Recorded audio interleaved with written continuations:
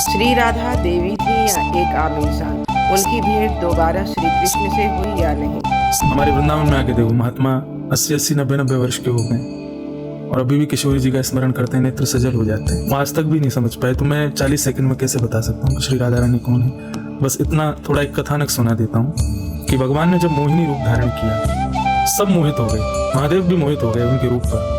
एक बार को तैयार हो गए, बोले पार्वती जी के संग आपको भी रख लूंगा मैं। भगवान मोहिनी ने कहा, अरे मैं हूँ नारायण, तुम मोहित क्यों हो रहे हो? मैं दैत्यों को मोहित करने आई हूँ। नहीं नहीं, तुम मोहिनी मेरी जीवन प्राण हो, मेरे स्वीकार करो। सब मोहित हो गए मोहिनी पे, केवल एक देव मोहित नहीं, और वो थे सूर्य। सूर्य ने मोहिनी को देख के उनका वात्सल्य प्रकट हो गया। वात्सल्य मतलब जैसे बेटा बेटी को देख के होता है। भगवान किसी से नहीं रीझे, सूर्य से रीझ गए और सूर्य को कहा कि मैं आपके मन के भाव से बड़ा प्रसन्न हूँ, आगे द्वापर आ रहा है, मेरा कृष्ण अवतार होगा। उस समय आपके मनोभाव को पूर्ण करने के लिए मैं ही परब्रह्म ही जो कृष्ण बन के आ रहा है, मैं परब्रह्म ही, मेरी अलादिनी शक्ति आपके यहाँ पुत्री बन के आई। और वो इतनी सुंदर होगी कि जैसे मोहिनी को देख के देवता मोहित हो गए, ऐसे करोड़ों मोहिनियां भी जिसको देख के मोहित हो जाएंगी। ऐसा रूप धारण करके मैं आपकी पुत्री बन के आऊंगा और आप वृषभानु के रूप में ब्रज में जन्म लोगे। तो वही भानु यानी कि सूर्य, वो वृषभानु बने द्वापर में, और उनके यहाँ वही नारायण की शक्ति, आह्लादिनी शक्ति, वो राधा रानी बन के। फिर दूसरी बात, कृष्ण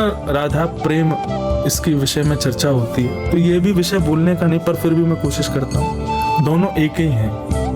अपने आप से किसको प्रेम नहीं होता, सबको प्रेम होता है। तो आप विश्वास मानिए, आपका ही एक फॉर्म और घूम रहा हो बाहर, और वो आपकी तरह ही चल फिर और सब कार्य कर रहा हो, आपसे भी ज्यादा सुंदर हो, तो आप भी उससे आकर्षित हो जाओगे। 24 घंटे आप निकाल सकते हो उसको देखने के लिए। ठीक वैसे ही श्याम सुंदर की आह्लादिनी शक्ति किशोरी जी भ्रमण कर रहे हैं।